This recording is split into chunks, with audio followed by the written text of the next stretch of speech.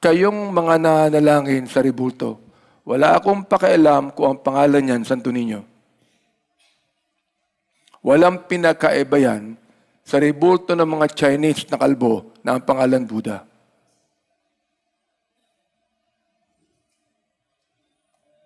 Naunawaan niyo ba ako? Oo. Na pinupunas niyo ang panyo niyo sa kanila, na akala niyo meron tinatawag na magical formula lang. Wala. That is idolatry. And if you look into the Word of God, you're going to find out that God hates all forms of idolatry. Yan man ay Buddhism, yan man ay Shintoism, yan man ay tinatawag nating Christian religion. Oo. God hates idolatry. Mayroong mga nagpunta dito minsan. Nakaupo sila at naghahanap po sila. Sabi nila, bakit wala kayong Diyos dito? Wala po kaming rebulto rito. Sapagkat ang aming Diyos ay Diyos na buhay. At hindi namin kinakailangang bigyan ng larawan ang Diyos sapagkat ang Panginoong Jesucristo hindi pa uso ang Kodak noong araw. Hello? Hindi siya tumawag ng photographer at sinabi niya, kunan mo nga ako ng picture. Sapagkat hahanapan ako ng picture ng mga Pilipino ngayon. Hindi po. At nais kong sabihin sa inyo, bago ko ipagpatuloy ito, baka mahaba ito di ba?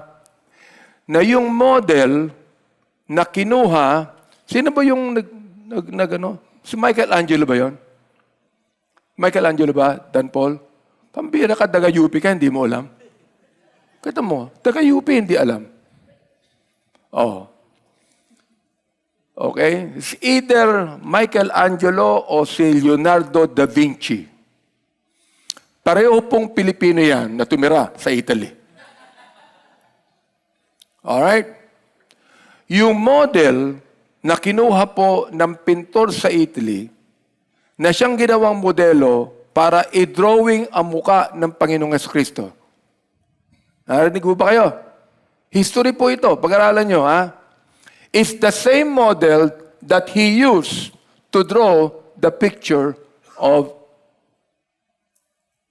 Judas.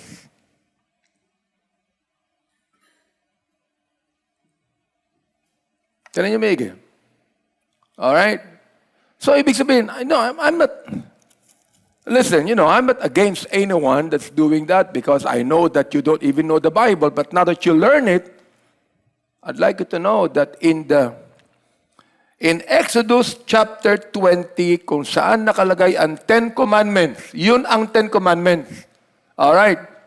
Ano ang pangalawang commandment na dapat nakalagay? Diyan, pag sinabing 10 utos, dapat nakalagay yung pangalawa. Ano yung pangalawa?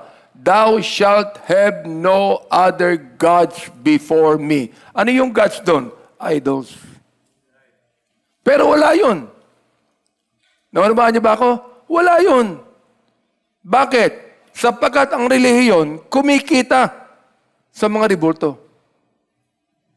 Pinakakakitaan nila yun. Ng relihiyon. Oo.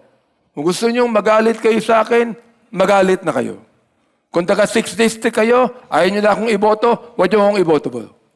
Pero sabihin ko sa inyo, dito sa pulpitong ito, totoo ang sabihin ko sa inyo.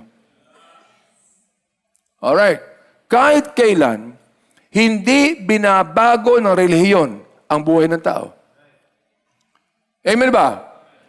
Even this building right here, even if we call this the MBBE, this does not change a man. God is just using this man right here. God is using this ecclesia right here to be what?